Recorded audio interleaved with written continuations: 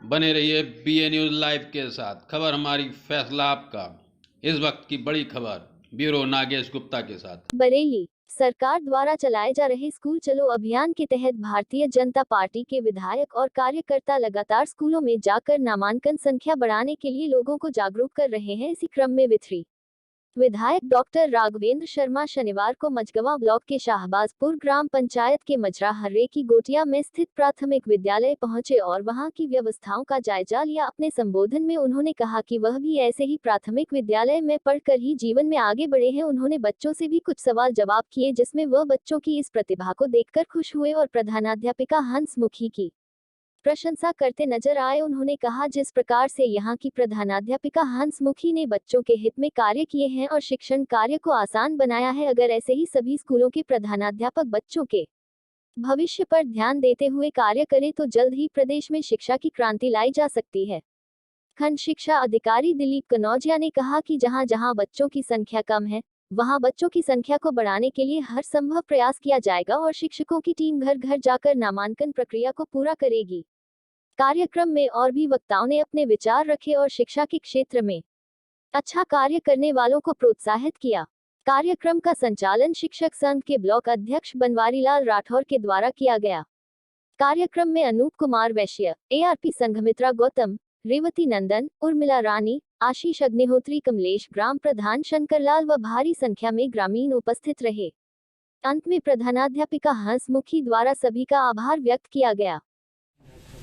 आपको टारगेट करने पड़ेंगे, कुछ बच्चों को चुनना पड़ेगा, सभी पे ध्यान देना है, लेकिन कुछ बच्चे भगवान से नियति पाके बहुत इंटेलिजेंट होते हैं और उनको ठीक रास्ता नहीं मिलता। यदि ठीक रास्ता मिले तो डॉक्टर राघवेंद्र शर्मा जैसे हजारियों लोग।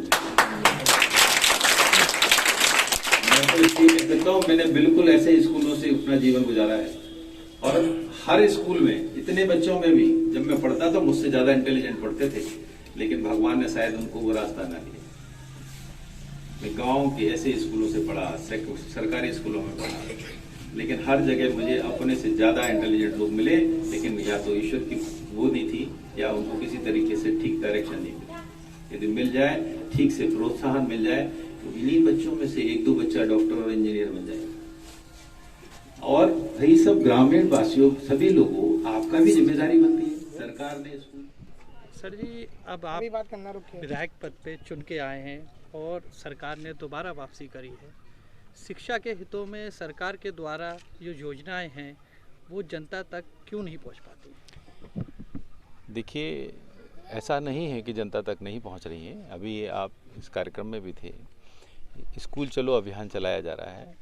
मेरे जैसे सभी जनप्रतिनिधि सुबह सुबह छोटे छोटे स्कूलों में जाके, आप समझ सकते हैं, हर्रे की गोटिया का ये प्राथमिक विद्यालय है, बहुत छोटा सा स्कूल है। वहाँ पे भी हम करीब 1.5 से 2 घंटे आपने देखा समय दे रहे हैं। यहाँ के ग्रामवासी आप देख रहे हैं, सबको समझा रहे हैं। धीमे धीमे ही ये बहुत स्लो ग्रोइंग, धीमे धीमे चलने वाला प्रोग्राम है, क्योंकि इतने वर्षों से पुरानी सरकारें रहीं, उन्होंने कभी चिंता नहीं की। अब हम लोग ये बहुत ही इंटीरियर गोटिया जैसे जो छोटा गांव का जो मजरा होता है, उस तरीके की जगह पे हम लोगों ने स्कूल्स बनाए हैं और वहाँ जाके भी अपना, मेरे जैसे सभी जनप्रतिनिधि समय दे रहे हैं। गांव के प्रधान को, ग्रामवासियों को इकट्ठा करके शिक्षा का प्रभाव समझा रहे हैं। बहुत सारी जगह मैं अपना ही एग्जाम्पल देता हूँ, क्योंकि मैं भी ऐसे छोटे गाँव से पढ़ के आया हूँ, कि लोगों को भविष्य देखना चाहिए। शिक्षा ही एक ऐसा माध्यम है जिससे जीवन को पूरी तरीके से परिवर्तित किया जा सकता है। क्योंकि जब शिक्षित किसान भी होगा तो वो समझेगा कैसे कितना खाद लगाना है, भूमि की कैसी उर्वरकता को कैसे चेक करना है, कौन कौन से बीज हम बो सकते हैं जिससे ज़्यादा पैदावार हो। शिक्षा एक बहुत बड़ा माध्यम है। डेवलप्ड कंट्री में और डेवलपिंग कंट्री में मेन जो डिफरेंस है वो केवल शिक्षा है। तो शिक्षा के लिए सरकार पूरी तरीके से प्रतिबद्ध है और निश्चित ही हम लोग सब जुटे हुए हैं। बहुत सारे बच्चों को स्कूल में लाने का प्रावधान कर रहे हैं। सभी बच्चों के लिए इसीलिए भोजन की व्यवस्था की जाती है, उनकी बच्चों के लिए ड्रेस फ्री की जा रही है, उनके लिए जूते फ्री दिए जा रहे हैं। निरंतर प्रयास है। निजी विद्यालय के मुकाबले जो सरकारी विद्यालय है उसमें नामांकन बढ़ाने के लिए सरकार क्या प्रयास करेगी या क्या कर रही है? अभी मैंने आपका उसी का जवाब दिया था। निजी विद्यालय की जो बात करते हैं, आपने कितनी इतने छोटे गांव में कितने निजी विद्यालय देखे हैं। निजी विद्यालय हमेशा उस जगह खोले जाते हैं जहां संपन्न लोग रह रहे हैं, जहां पैसे वाले लोग रह रहे हैं। तो वहां के लोग ऑलरेडी, उनके जो माता पिता हैं वो पढ़े लिखे हैं, वो शिक्षा का प्रभाव समझते हैं। इसलिए वहाँ पे बच्चे जो जाते हैं, एक बार जाने लगते हैं तो वो उसकी निरंतरता बनी रहती है। लेकिन हमारा प्रयास सुदूर गाँव में है, जहाँ पे बच्चों को स्कूल लाने के लिए हम प्रयास कर रहे हैं, और प्रयास हो रहा है। आप देख रहे हैं निरंतर संख्या बढ़ रही है। अच्छा सर, जैसे सरकार के द्वारा जो योजनाएं पहुंचती हैं, बीच में लोग जो इस योजनाओं की बाजी मान लेते हैं, उस पे क्या कार्रवाई होगी? अब सत्ता में आप लोग आप देख रहे हैं मोदी जी डिजिटल इंडिया पे हमारा चल रहा है।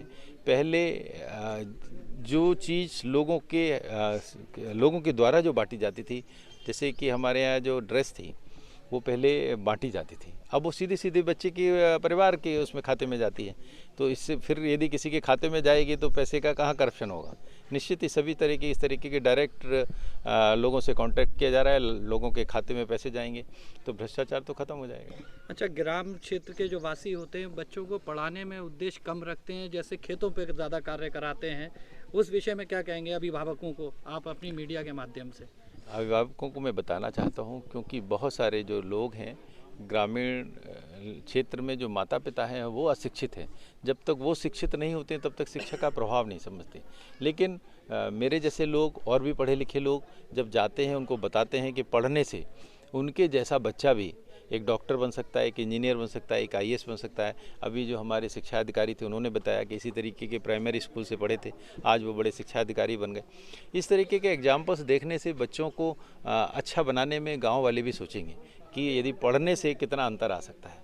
कभी कभी ऐसा मेंटर की एक भूमिका होती है, समझाने की भूमिका होती है, वो सब हम लोग प्रयास कर रहे हैं। सभी मोदी सरकार के जितने भी जनप्रतिनिधि हैं उनका यही काम है, लगे हुए हैं स्कूल चलो अभियान में, यही बताने में लगे हुए हैं कि पढ़ने लिखने से जीवन बिल्कुल बदल जाता है। ठीक, धन्यवाद। धन्यवाद।